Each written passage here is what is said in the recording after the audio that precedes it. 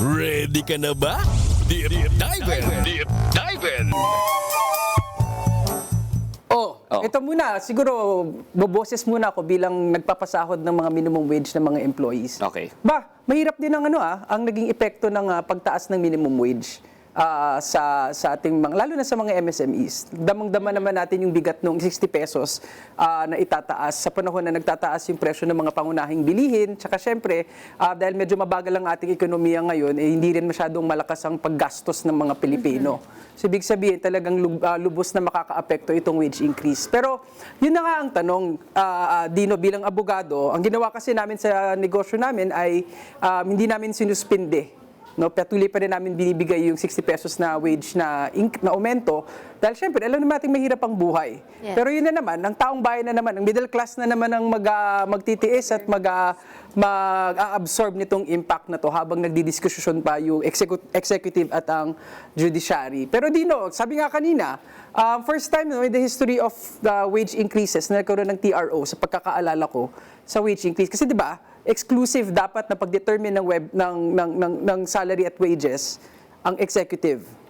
Labor law. Alalahanin natin the country is a country of laws rather than of men. Ibig sabihin, men and women, ibig sabihin, batas ang pinakabatas dito.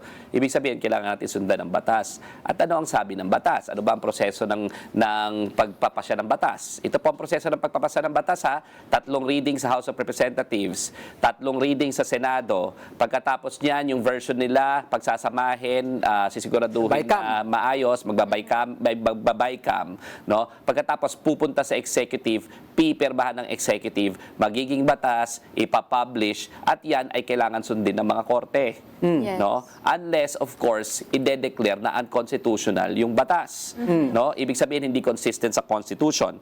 Ano ba nakalagay sa batas? Saan po yung batas na ito? Sa Labor Code. Article 126, basa. Sabihin niyo naman basa. Basa. Basa, okay. Basa, So, basa. sabi dito, prohibition against injunction, okay?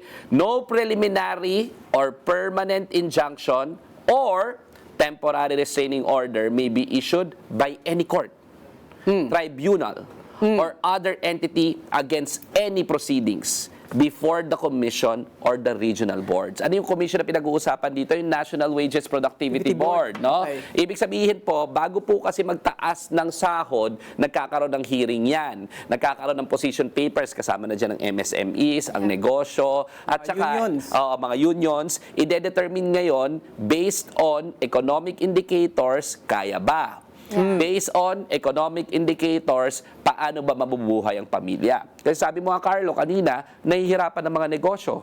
Tama? Nahihirapan, maliliit man o malalaki. Tama? Correct. Lahat naman tayo nahihirapan. Nagpapasweldo rin ako. Tama? Tama.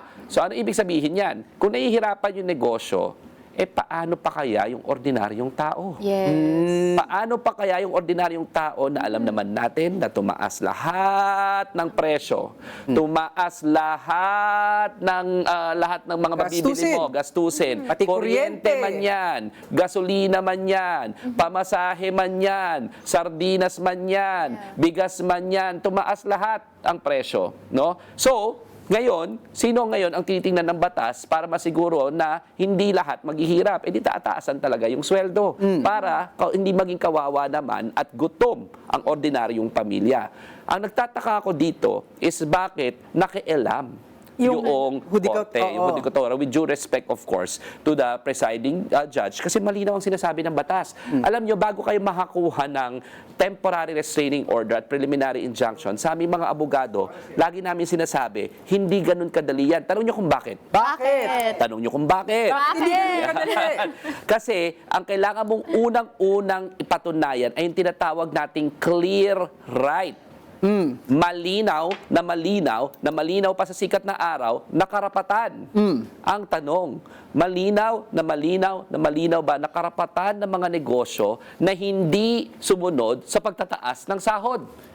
Baka daling ka sa dole pag di ka nag... Correct, hindi nila malinaw na karapatan eh. Kung in fact, ang ginagawa namin sa preliminary injunction TRO hearing, sasabihin lang namin, hindi malinaw yung karapatan mo. In fact, hindi mo karapatan na humindi sa sweldo. Di ba sa pagtaas pagtaas ng sweldo. So kung wala kang clear right in essay, yung tawag, no? Clear right in essay, or right in essay or clear right, ibig sabihin, hindi pwede mag-issue ng injunction ng TRO kasi re-resolbihin na lang yon after the hearing on the merits. Tandaan mo to, preliminary injunction pa lang ito at temporary restraining order, hindi pa ito yung buong kaso. Magpapakita lang muna ng karapatan based on pleading, at kung hindi clear yon, hindi dapat mag-issue ng TRO at preliminary injunction. Wala pa tayo dun sa hearing on the merits.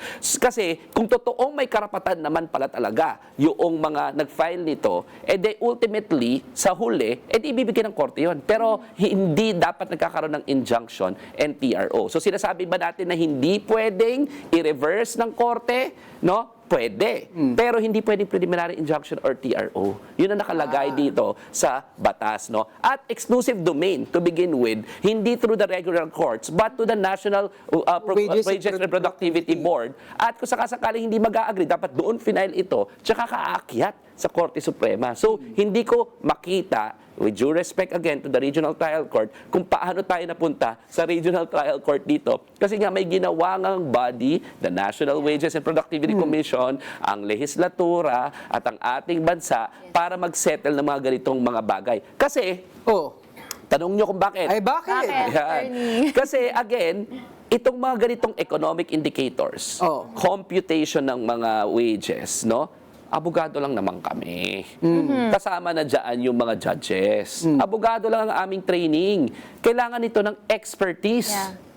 Hindi ito madali. Kailangan ito ng multidisciplinary, taking a look at all the circumstances. Kaya nga napakahabang proseso ang pagdidetermina ng aumento sa sahod, hindi ba? Kaya nga parang isang beses lang siya sa isang taon nagaganap. Di ba nire-review siya annually? Correct. Kaya nga with humility, pag ako yung judge, paano ko naman sasabihin na mas alam ko pa kung magkano dapat ang pagtaas ng sahod kumpara sa special body that was created for this. Kaya nga lagi ang sinasabi sa jurisprudence, pag may special body na nag-determine noong mga facts and circumstances at nagdesisyon, usually the courts do not alter it and they defer to it because they have the technical expertise to do their job as opposed to general jurisdictions of law, including the regional trial court. At attorney, matanong lang, bakit may utos din yung korte na magbayad sila ng injunction bond? Bakit yun mahalaga? Kasi nga, hindi pa determined ang totoong facts. Diba? Hindi pa determined ang totoong rights. Preliminary eh. Yeah. So, para masuspend mo, bayad ka ng bond para may huhugutin ka agad yung mga workers kung sakasakaling matalo ka na doon sa main case. Nakuha mo? Pero sa aking palagay, 10 billion? Makatarungan ba yun? Hindi ko talaga maintindihan yung 10 Sinong billion. negosyo ang may 10 billion? Ay, alam ko may billion tinanggap. Pero baka sa bank account ni Sara Duterte, 6.9 billion, kulang na lang siya ng 3.1. Ano yan supposedly ito ay yung bond kasi, para tataya mo yan, di ba? Yun yung mag-aano mo na damage. May mapagkukunan mo sa danyos. Danyos. Yung lahat ng mga manggagawa, can you imagine? 10 billion lahat ng mga gawa si Sara Duterte, 6.9 billion sa loob ng kanyang bank account. Labas, pasok, di ba? 475,000 pesos kada oras ang ginagastos ni Sara Duterte doon sa 125 million na confidential funds. Ay, mamaya pa pala. Hindi ko na naman po mapigilan ang aking sarili dahil nakakapang-init ng ulo. Di ba? Pero idagdag ko lang. Delikado kasi, no? Kasi pag every time may magsasabi na lang sa susunod na pag-uumento ng sahod, may magre-reklamo lang, tapos magiging sususpende na agad. Mare-reverse yung isang taon na pinaghihirapan ng DOLE at ng iba-ibang mga sektor. Correct. Na ganun lang bakadali. Parang medyo meron ngang malaking injustice sa opinion ko na nangyari doon.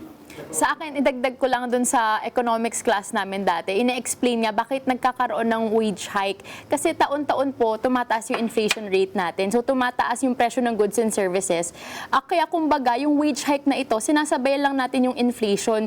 Kung babasihan natin sa economics and sa math, kapag dinagdagan mo ng 85 pesos ang sweldo ng isang tao, ng isang manggagawa ngayon, katumbas lang siya sa pera na pinapasahod mo sa kanya last year. So, technically, hindi tumaas ang spending power power ng manggagawa. Sinasabayan lang natin yung pagtaas din ng price of goods and services. And nabasa ko rin, si DOLE Secretary Francis Tolentino, kinomend niya actually yung mga maliliit at malalaking negosyo na nagbigay pa rin ng 85 peso wage hike kahit may TRO ngayon sa Pasig Regional Trial Court. So it means, ang mga negosyante po natin, pwede nyo pa rin pong iakyat ang wage po ng inyong mga manggagawa by 85 pesos kahit po may TRO kung ito po ay ginugusto ninyo. Sa akin palagay huling-huli na, no, dangerous precedent. Gusto ko lang sabihin yung dangerous precedent na pumupunta sa courts of law na hindi naman expertise ito. Oo, lagi na lang pwedeng magpunta doon sa iba't ibang korte para kahit sino negosyante tapos masa-stop yung national wage hike, no. Very dangerous tong precedent na sinet nung presiding judge. I think there are groups who are taking a look at the possibility of disciplinary action.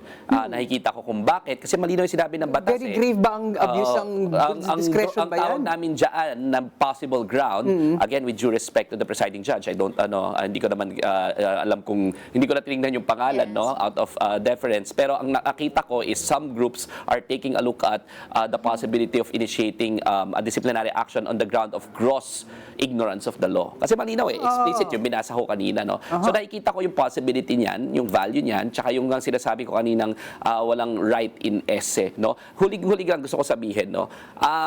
Tanda rin natin sa mga negosyo natin siguro, no, na ultimately pag tumaas naman yung purchasing power ng bawat pamilya, babalik rin naman sa negosyo yan. Kasi syempre ibibili nila yan ng mga pangangailangan. Ibibili nila yan ng mga additional services. Kung mataas pa yung purchasing power nila, of course, yung konsepto ng marginal utility sa economics, maghahanap pa sila ng paglalagyan ng pera na yan. In short, pagka tinawataas rin ng purchasing power ng sambayan ng Pilipino, is nagiging mas active rin naman yung ekonomiya. Of course, syempre, sasabihin nila magkakaroon ng inflation. Kaya nga may debate yan eh. Diba? Ano yung equilibrium? Ano yung gitna, no, na magpapalakas pa rin sa ating ekonomiya, but at the same time kayang-kaya ng pamilyang gumastos, no, at mas maging economically, that is the best sweet spot. At hindi nakakapinsala sa mga negosyo. Correct. Hindi nakakapinsala ng malala. At ng kahit anong sektor. At ng kahit anong sektor ng malala, may aray sa simula, pero ultimately, dahil may pambili sila, maganda rin sa negosyo. Di ba? Yun. So yan yung pinag-uusapan dyan.